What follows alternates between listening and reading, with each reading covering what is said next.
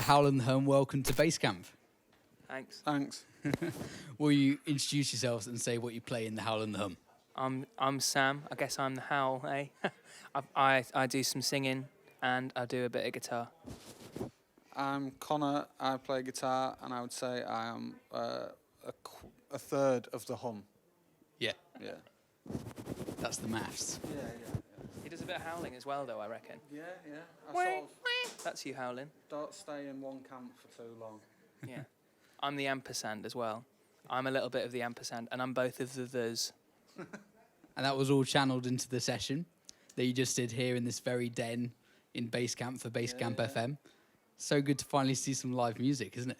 Yeah, it was to play. It was surreal, like being out and play, because we've managed to rehearse a bit and stuff and get together, but playing in front of other people was. Other humans. Yeah, having some human contact, On message, plug. Yeah. But no, so it was really good. It was really fun. We liked this festival a lot. We played it last year, and it was one of the highlights of the summer, I think. Yeah. More people turned up than we expected because we were clashing with the headliner.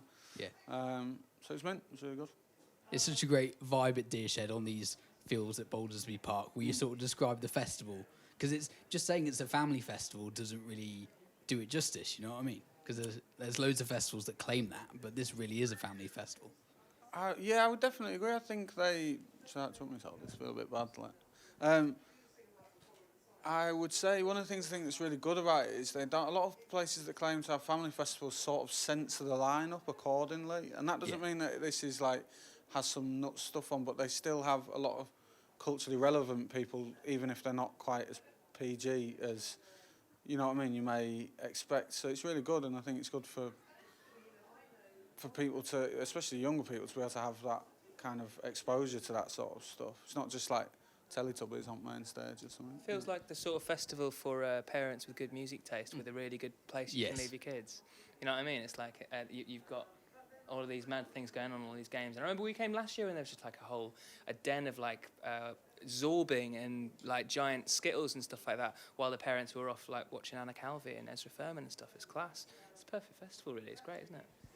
It's great upbringing, Yeah. isn't it? Yeah. Yeah, no, it's really good. I learnt to hula hoop last year as well. Yeah. Was there anything else you got to do on site? We did last year we were playing Stand and Calling the day after, and then we were playing in Bude the day after that. So sadly we didn't really get to knock about too much. But we played. Me and Sam actually played a couple of years ago at the busking stage. We did a set every day, didn't we? There. Yeah. And it was just literally pallets. We were sort of booked. We were asked to come. We weren't just turning up going, we're playing the festival. Yeah. Like, but so that was our first introduction to it. We stayed the whole weekend then, didn't we? And had a thoroughly good time. Left a lot worse for wear than when we turned up. It was really good though. You mentioned the record, of course. Congratulations on your debut album. Thanks. It's called Human Contact, and it came out just before lockdown. So will you tell us, sort of sum up the record, if that's possible to do so? That one. We didn't write a disclaimer. We didn't. I didn't want to mention it. No, of course. I feel like it just has to be mentioned now. I've almost learnt what I have to say. We came up with the title of it in September, and then, of course, in around February, people started making fun of us because of the name. Is particularly relevant, but we, of course, didn't know it was going to go on at the time, but I don't know, it seems to have found a meaning of its own. At the time, it was sort of about loneliness and not being able to connect with other people, even though you may have like a skin-on-skin connection. And now that seems to have flipped to the extent that we take the devices that we use to contact each other, mobile phones, laptops, the internet and stuff like that, for granted a lot of the time. And now, when we were in a state of lockdown, you have to rely on these things because that's the only human contact you could have get. You know, people like I've been reading a thing at the moment called skin hunger, which also could be the title of the second album. Who knows? But that's what people have been experiencing. They've been experiencing not being able to like hug their mates or like even high five. A friend of mine high fived me the other day, and we just like sort of like looked down at our hands like we'd crossed a boundary. We immediately washed our hands, of course, and then went into isolation for 2 weeks. But still, it's that. I think we've all been experiencing that skin hunger. So that's what that album was accidentally about.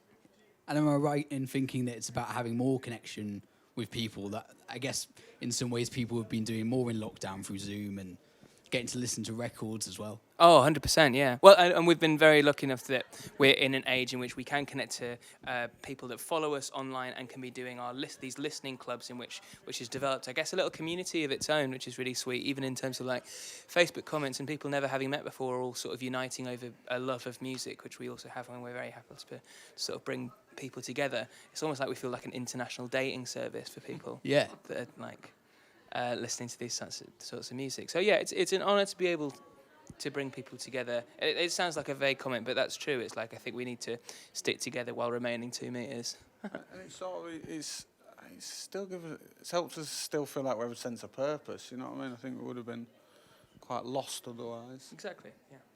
The listening parties have been held over Twitter, so it's like fans pressing play at a record and sort of sharing their memories on Facebook. Yeah. What records have you been delving into, and have you got coming up? First one was Power, Corruption and Lies by New Order, which is amazing. Because that was a big one, influence for the record as well, so it kind of felt like natural, didn't it? And the latest was Lemonade by Beyonce. So we're sort of going all over the place, and picking up everything. And then we've got everyone on the group to decide the next one. The choice is yours. The choice is yours, indeed. And yeah, we are very proud of the. I don't necessarily like using the word eclectic, but particularly wide variety of music that we listen to and get really excited about and get really nerdy and fanboy about. So yeah, we're really enjoying it, and we also enjoy that other people. Yeah, there's been some lovely comments, haven't there? People saying I've never, you might know, especially with New Order, for example. People knew Blue Monday, or might have known Age of Consent or something, but didn't necessarily listen to the entire record. Same with. I had a few people who'd followed the listening club because we kind of started with classic albums, and then there was a nice comment where someone was like they'd never listened to Lemonade by Beyonce before, and it was so nice. They were like, I never would have even, visited that sort of genre before. Yeah. And so that was really good, because that was an album for me that made me start listening to pop music again. So it was nice for that to then be reciprocated from someone else. So. Yeah, it's a two-way street. Exactly, for yeah. Sure. Yeah, so no, it was good. Nice. I know you've just put out your debut album. Don't want to rush you guys, but I guess over the last few months, have you had time to regroup and write some new material? Second one's done, third one's done. No, I'm joking. We've got up to 8 albums now. Yeah. The first couple of months, I found it very difficult to write, actually, because you're so far away from all of the things that would influence a song. Yeah. So, and then exactly, and then a lot of the songs sort of started to turn into, I don't know, stranger subject matters, because I guess. The more inward you go, the stranger stuff that you seem to rip up from the depths of your spooky little mind. So yeah, the second album is going to be, well, whenever we do it, whatever we do with these new songs that we've got, I think it's going to be particularly different and particularly indicative of the fact that everyone has been stuck in their own heads for such a long time. I think we're going to get some really interesting music, especially at the start of next year. Hopefully some of that will be from us. Yeah. Who knows? I mean, even when you think of it, we finished the record nearly a year ago now, as in finished recording of it. So by the time we actually get out to tour this album and do, I guess, the pro, I mean, that sounds very clinical, but it's you really want to shout fun. about the record you made. But we also just want to go out and play. It's fun. But by the time that all finishes, it'll be a year and a half since we finished it and kind of felt it was there. So I'm very much looking forward to releasing something new now. Yeah. Which seems odd when we haven't really pushed the thing we've already done. I don't know. And you have got some dates in the diary as well. So you're playing Reeperbahn Festival in Hamburg. Fingers crossed, yeah. Yeah, touch wood. All of it's seems pretty set, but you just don't know, do you? But yeah, hopefully at the end of there's a few things. Europe seems to be opening up a little more than us at the moment, so hopefully we're going to get to go over and play Germany, France and the Netherlands before the year is out, and then maybe sneak in a Yorkshire date. I'm imagining something. Yeah, quite right. Yeah. Indeed. Hopefully. Yorkshire. Yeah. And then just get. It's mainly to blow off the dust and cobwebs from our drummer, who we've hidden in a cabinet for the last 6 months. Because it'd be really weird, wouldn't it? As well, we've got the tours next year is basically January and February, right? So it's it would be a bit weird if we don't get some stuff in before. For him to just go out, and it's like chock-a-block after. We've managed to put all the dates that have been cancelled are over in a really concentrated point now. Yeah. So we don't want to overwhelm him. So we'll let him out of the box. hopefully We'll before. air him out. Yeah, first. Yeah.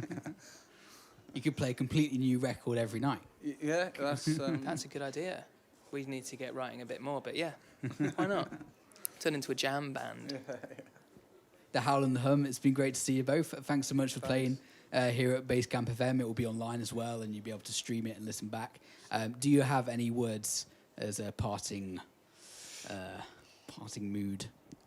Buy masks, wash your hands. And our album, buy our album and masks. Yeah. And that's it. That was the worst plug ever, but that'll do. Yeah, there you go. That'll do.